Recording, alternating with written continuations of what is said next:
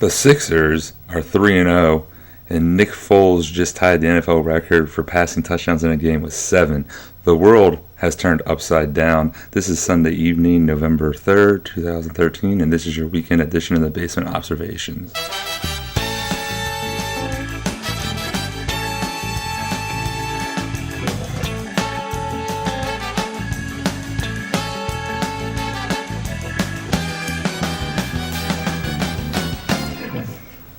Happy weekend. Welcome in. It's it's Sunday evening here. I know it's an unusual time for an edition, but the Basement Observation was on the road yesterday up at Penn State, taking in some mediocre Big Ten football. We'll talk about that a little bit later on. Now, real quick, I want to start off by telling you the answer to the question from the last podcast. If you watched on YouTube, you would know that you were supposed to answer and provide the name of the individual's pitcher that shows the entire podcast. For those of you who don't know, that was Sam Perkins. Sam Perkins, a quality NBA veteran, spent a lot of time in the league, a left-handed wonder that could shoot the three, could stretch the floor, and just a fun guy all around. So Sam Perkins was the answer there. I also want to let you know that on November 3rd, 1989, the Basement Observation soon-to-be basketball analyst Shawn Kemp made his NBA debut as a rookie in 1989. He had 3 points and 3 rebounds for the Seattle Supersonics that night. So good for Shawn. We're now in Kemp Watch Day 5, so we are still waiting for Shawn Kemp to make his appearance. Let's keep the pressure up. Let's get him in here. I know he has to be dying to provide us some NBA insight, especially with the way the season started off so far. So again, Kemp Watch Day 5, and let's celebrate Shawn Kemp's debut into the NBA today, since it brought us so much joy for so many years. In other news, just another big man who's doing well. Anthony Davis is incredible so far this year. He's averaging 24 points, 12 rebounds, and 4 blocks already. He still needs to shave the unibrow, but maybe that's bringing him some power. But let's just be glad that we're having a resurgence of some young centers in the NBA. Since the last time we met, the Red Sox won the World Series, which means, thank God, the beards can come off. Now, I think they're coming off tomorrow. They had the parade yesterday. They rode in on duck boats, which I don't fully understand, and they had duck boats with beards on them. So this has gone too far. This beard thing has gone too far at this point now. I cannot believe that the duck boats had beards. It's time for them to be shaved off. They're disgusting. Donate them to a cause or throw them in the trash and set them on fire. But thank God the World Series is over because the Red Sox won and the beards can come off. Also, the Basement Observation wants to remind you that we're now 1-0 on the year in our predictions. We predicted the Red Sox in 6 games, and we also got a bonus point because we said David Ortiz would be the MVP. So congratulations to us, and this proves that if you aren't listening, you should be listening because the information you get here is going to be good throughout the year. Now let's turn into the main thing here. The Sixers are tanking this year. If you forgot, the Sixers and their GM, Sam Hinkie, clearly made it a point to say but not say that we were going to tank this season.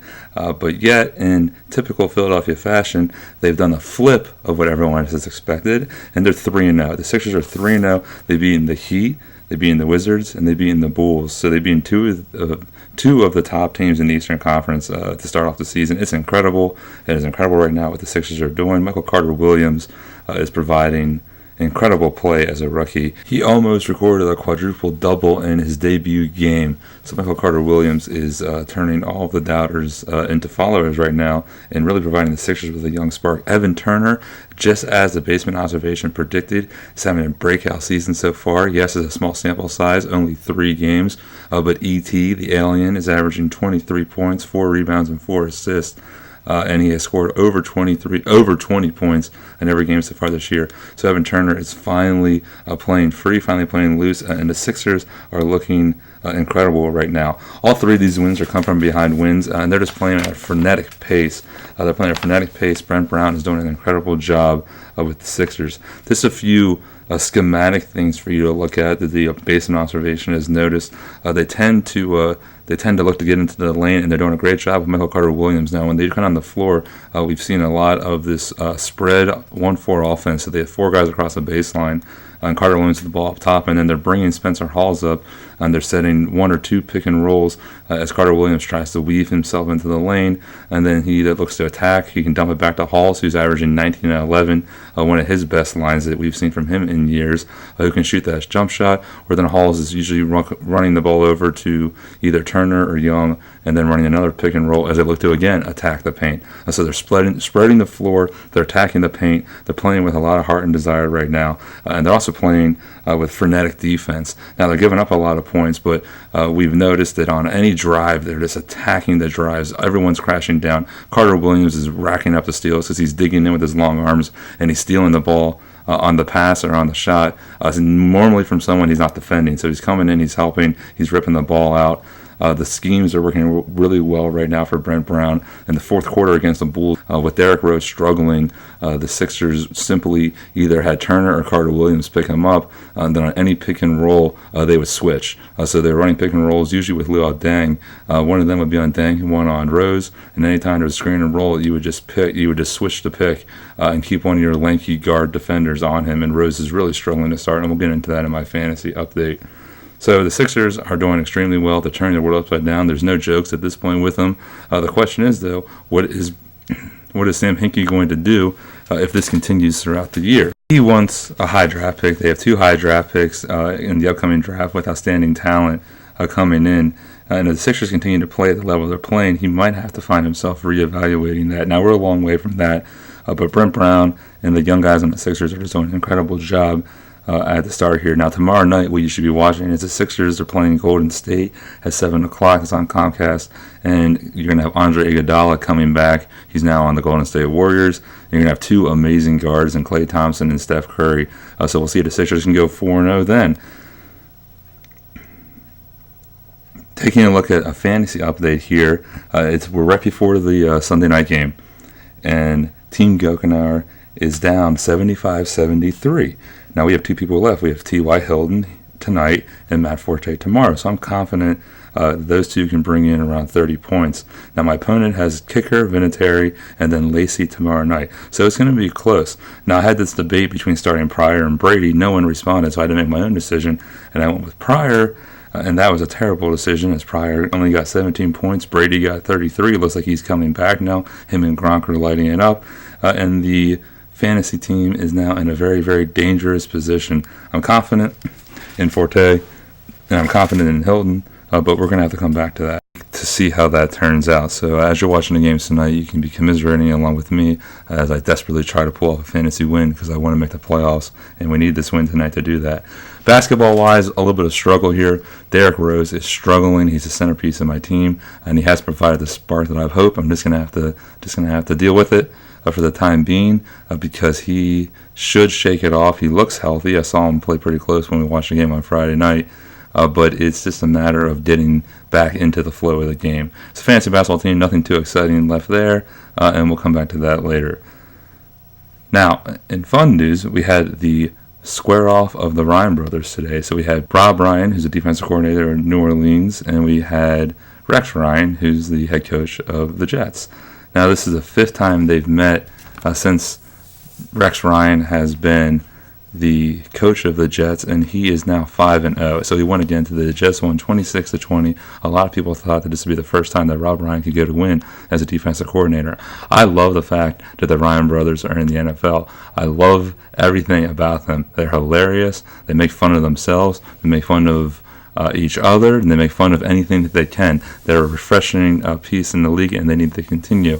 Now, I'm going to give you a random fact of the day on the Ryan brothers. Now, they played football at Southwestern Oklahoma State, nicknamed the Bulldogs, in the late 70s into the early 80s. They were undersized defensive ends, and they mostly worked on the scout team.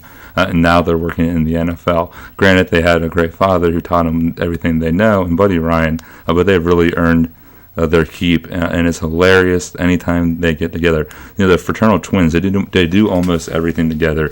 You can find them fishing together. There's fishing shows that have featured them. They've gotten lap band surgery together because they enjoy food too much, but there's nothing wrong with that. Who doesn't enjoy food? There's rumors that Rob Ryan used to buy an entire box of pizza and then eat it in his car on the way to work. There's another rumor where he once spent $70 on candy at a convenience store, threw it in his bowl at work in his office, and it was gone by the end of the day. That's a disgustingly gross habit, but it makes them even more lovable. So I love the Ryan brothers. I'm glad we got to focus in on them today. Hopefully Rob Ryan will eventually beat Rex, but that wasn't going to happen today. Now, about yesterday, we were up at Penn State yesterday. Our guest co-host Justin went up with the Basement Observation to enjoy some mediocre Big Ten football. I'm not going to talk much about the game. Penn State beat Illinois 24-17 in overtime in a horribly played game that lacked, much, upper level talent that you'd expect at a high level Division I game. Illinois extended their Big Ten losing streak to 19 games. But I want to talk about are two observations that I made while I was there in the tailgating process, and two things that I think have to change for the better for everyone to be able to enjoy tailgates. Okay, number one, I propose that under no circumstances should any child under the age of 10 go to a sporting event. Now, at first, you're probably thinking, that's ridiculous, you're attacking children, but hear me out. I witnessed someone yesterday try to take a child into Beaver Stadium, pushing them up the hill with a stroller. Where are they going to put the stroller in the stadium? Who's going to take care of the stroller? Are they just out for a leisurely walk? I doubt it, because it's right before a football game right in front of the stadium. And then the wife has the other child in the strap thing that, holds her up around her chest where she can walk around with her. What are they going to do with those kids in the stadium? Those kids aren't going to cry throughout the stadium. They're not going to bring attention to that entire section. They're not going to make that afternoon miserable for every single person within the vicinity of their loud cries. Now, don't get me wrong. I don't hate children. My issue is that they don't belong at sporting events at a young age. I don't see how they fit in. I think that it should be a place where they're not welcomed until they're old enough to walk on their own and behave themselves. Who enjoys that day in that family? The children aren't going to remember it. They're not old enough to have that as a long-lasting life memory.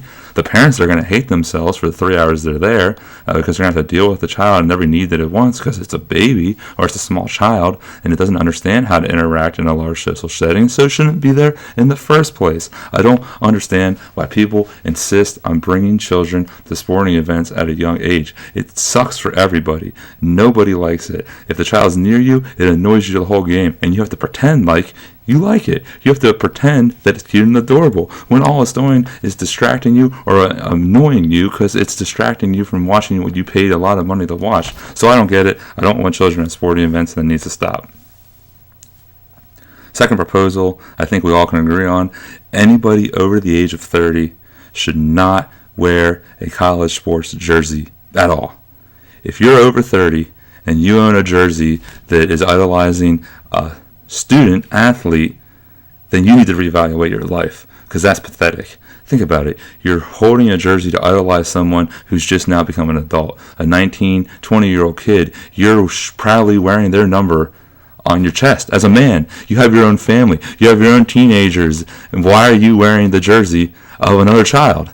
I don't understand it. You look ridiculous. There's nothing about it that is flattering. You look ridiculous. A lot of times it's tucked in with jeans. That looks awful, and it exposes your beer gut. Stop wearing jerseys if you're over the age of 30. Wear a t-shirt. Wear an alumni sweatshirt. Wear anything but a jersey. You look ridiculous, and you embarrass yourself, and you embarrass everyone who has to look at you. It's devastating. I don't understand why it happens. I don't understand why there's not a nationwide movement for it to happen. So as usual, the Basement Observation is going to have to do all the work, and we're going to start another movement along with Kemp. We're going to start the No Jerseys for Old Men movement. If you're over the age of 30, you should be not wearing a college jersey. You really shouldn't be wearing a professional sports person's jersey either, but if you want to make that decision, at least they're a millionaire adult that you're worshiping. At least you're worshiping someone who makes a lot more money than you than worshiping someone who just became an adult a year or two before that. It's almost kind of creepy if you think about it. I don't understand why people do it. It needs to stop. We need to get people to stop wearing jerseys if they're too old. If you can't run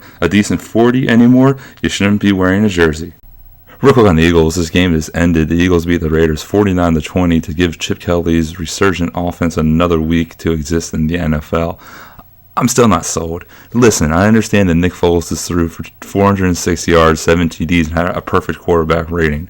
I get that. But I also understand that the Oakland Raiders are a black hole organization, and anybody that goes there, their career, whether they're a player or a coach, dies. They're a terrible football team. They have no clue what they're doing. Their defense made no sense at all. Shawn Jackson was just running straight down the field. Riley Cooper had 3 touchdowns. He had 139 yards receiving. That should not happen at professional football level. Riley Cooper should not be able to have 139 yards receiving and be outrunning people to the end zone. That's a clear indictment on the other team. It's not a measure of success for the Eagles offense. So I'm still not sold on it. Listen, it was impressive. I'm glad that Nick Foles made a good start there. I'm glad that it looks like he was comfortable. But when they play a legitimate defensive football team, it's a disaster. It's a total calamity. It has been the last couple of weeks. It wasn't today because they play the Oakland Raiders. And if you don't understand that difference, then you're still drinking the Kool-Aid, and you shouldn't be listening to this because you shouldn't be following sports because you don't pay attention and you don't think. So good win for the Eagles, but we need to see it against a legitimate football team before we start getting all excited about it.